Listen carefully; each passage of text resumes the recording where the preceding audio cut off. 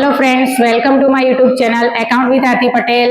અને આજે આપણે જોઈશું ધોરણ 11 ચેપ્ટર નંબર 6 ખાનાવાળી વેચાણ નોંધ.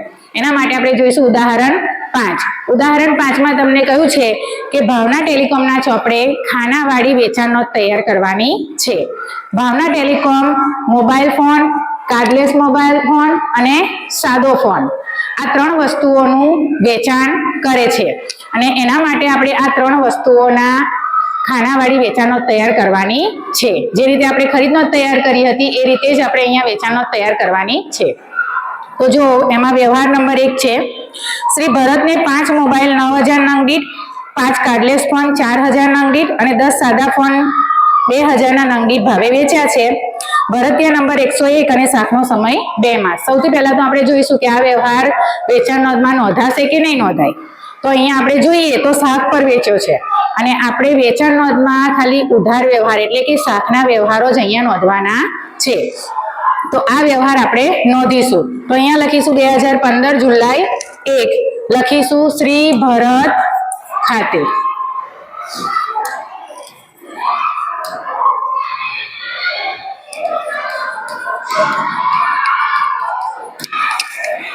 ભરતભાઈને 101 ભરતીય નંબર છે, માલ વેચ્યો છે, ભરતીય નંબર 101 છે.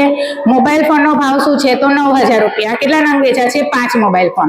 તો 9000 ગુણ્યા 5 કરીશું. અહીંયા વટાવ આપ્યો નથી એટલે 9 5 45 એટલે કેટલા હજારનો થયો ફોન? 45000 ના મોબાઈલ ફોન. કાર્ડલેસ ફોન કેટલા વેચ્યા છે? તો 4000 નંગ દીઠ. કેટલા નંગ વેચ્યા છે? 5 એટલે 4 5 20 એટલે 20000 ના કાર્ડલેસ ફોન વેચ્યા છે. સાદા ફોન કેટલા વેચ્યા છે? તો 10 વેચ્યા છે. એક નંગ નો ભાવ કેટલો છે? 2000 એટલે 2000 ગુણ્યા 10 કેટલા થશે? 20000. કુલ રકમ કેટલી થશે આપણી? 85000. અહીંયા લખીશું કુલ રકમમાં 85000. 7મી તારીખ જોઈશું. મોબાઈલ ફોન નંગ 3 8000 ના નંગ દીઠ અને સાદા ફોન ના નંગ 2 1800 નંગ દીઠ વેચાણ કર્યું. વિદ્યાર્થી મિત્રો જુઓ, આ વ્યવહાર આવશે નહીં આવે. કેમ કે અહીંયા કોઈ પણ ગ્રાહકનું નામ આપ્યું નથી અને આ વ્યવહાર કેવો છે? રોકડનો. Okay, very good. તો આ વ્યવહાર અહીંયા નોંધાશે નહીં. 15 તારીખ શ્રી દીપકને 4 મોબાઈલ ફોન 7500 ના ભાવે, 10 સાદા ફોન 1700 ના ભાવે વેચ્યા અને 10% વેપારી વટાવ આપ્યો. શાખનો સમય 3 માસ. ભરતીય નંબર 105. આ વ્યવહાર આવશે? હા આવશે. તો અહીંયા લખીશું શ્રી દીપક ખાતે. તારીખ લખીશું 15. અહીંયા લખીશું શ્રી દીપક ખાતે. ભરતીય નંબર કયો છે? 105. અહીંયા લખીશું 105. ખાતાવહી પાના નંબરમાં કઈ નહીં આવે. તો હવે જુઓ, મોબાઈલ ફોન કેટલા વેચ્યા છે? 7500 ના ભાવે 4 એટલે કેટલા થશે? 30000. હવે અહીંયા જુઓ, તમને વેપારી વટાવ 10% આપ્યો છે તો 30000 ના 10% એટલે કેટલા થશે? 3000. એટલે 30000 માંથી 3000 બાદ કરશો એટલે કેટલા રહેશે? 27000. એટલે મોબાઈલ ફોન કેટલાના વેચ્યા છે? 27000 ના. અહીંયા કાર્ડલેસ ફોન વેચ્યા નથી એટલે એમાં ડેશ લખીશું. ત્યારબાદ 1700 ના ભાવે 10 સાદા ફોન વેચ્યા છે એટલે 17000 ના વેચ્યા. 17000 માંથી 10% વેપારી વટાવ બાદ કરતા કેટલી રકમ રહેશે? 15300.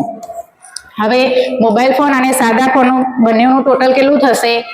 42300. 20 તારીખ શ્રી મહેન્દ્રને એક યંત્ર ₹12000 માં વેચ્યું અને ચૂકવણી માટે 1 માસનો સમય આપ્યો. અહીંયા શું કર્યું છે? મહેન્દ્રને યંત્ર વેચ્યું છે. જ્યારે વેપારી અહીંયા જે ભાવના ટેલિકોમ છે એ શાનો ધંધો કરે છે? મોબાઈલનો. યંત્રનો ધંધો નથી કરતા. એટલે આ શું થઈ? મિલકત વેચાણના વ્યવહારો આપણે અહીંયા નોંધવાના નથી એટલે આ વ્યવહાર નહીં આવે. 23 તારીખ શ્રી અરવિંદને 8 મોબાઈલ ફોન 9000 ના નંગ દીઠ અને 10 કાર્ડલેસ ફોન વેચ્યા છે 1900 ના ભાવે. વેપારી વટાવ 10% આપ્યો છે. અરવિંદે 50% રકમ તરત જ ચૂકવી આપી અને ભરતીય નંબર છે 115. આ વ્યવહાર આવશે? હા. ભલે ને 50% રકમ ચૂકવી છે પરંતુ આપણે નિયમ પ્રમાણે આખો જે વ્યવહાર છે એ કેવો ગણવાનો છે? ઉધાર ગણવાનો છે અને ઉધાર વ્યવહાર તરીકે આપણે વેચાણ નોંધમાં એને નોંધીશું. અહીંયા લખીશું 23 તારીખ. અહીંયા લખીશું ગ્રાહકમાં શ્રી અરવિંદ ખાતે. ભરતીય નંબર કયો છે? 115.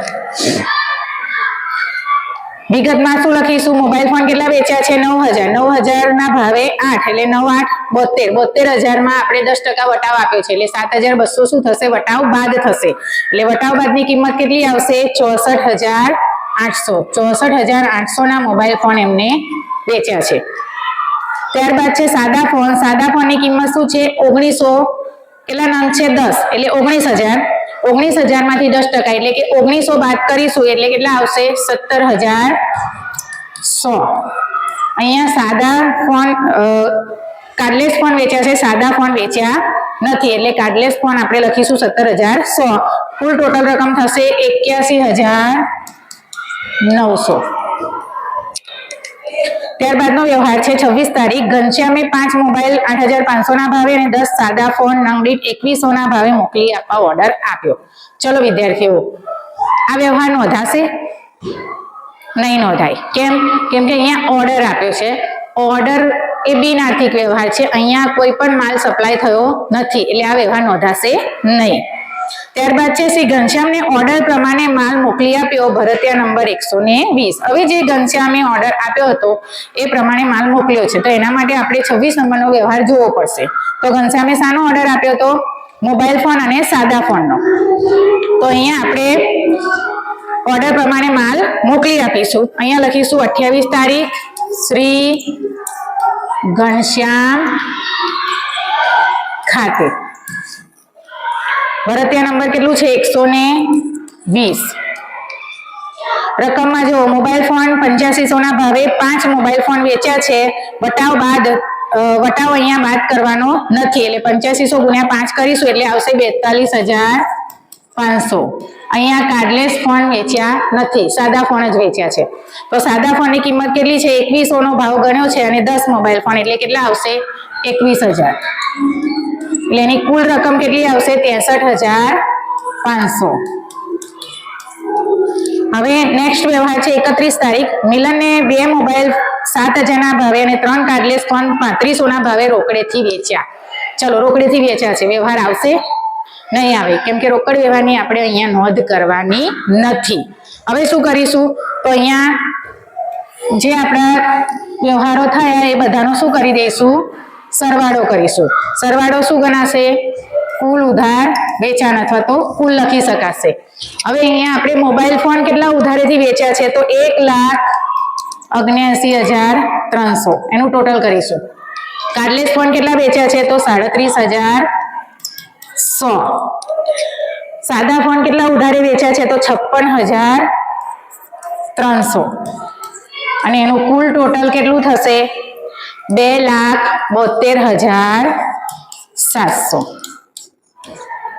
તો આ રીતે આપણે અહીં વેપારી જે પણ માલનું વેચાણ કરતો હોય એ બધા જ માલનું અલગ અલગ આપણે એને લખી અને એમાં તમે ટોટલ કરી અને કયો માલ કેટલું ઉધાર વેચાણ કર્યું છે એનું તમે અહીંયા નોંધ રાખી શકો છો. એટલે વેપારી પોતાની સવલત પ્રમાણે પેટા નોંધો તૈયાર કરતા હોય છે. ધન્યવાદ. નમસ્તે. વિડીયોને લાઈક, સબસ્ક્રાઈબ અને શેર કરવાનું ભૂલતા નહીં.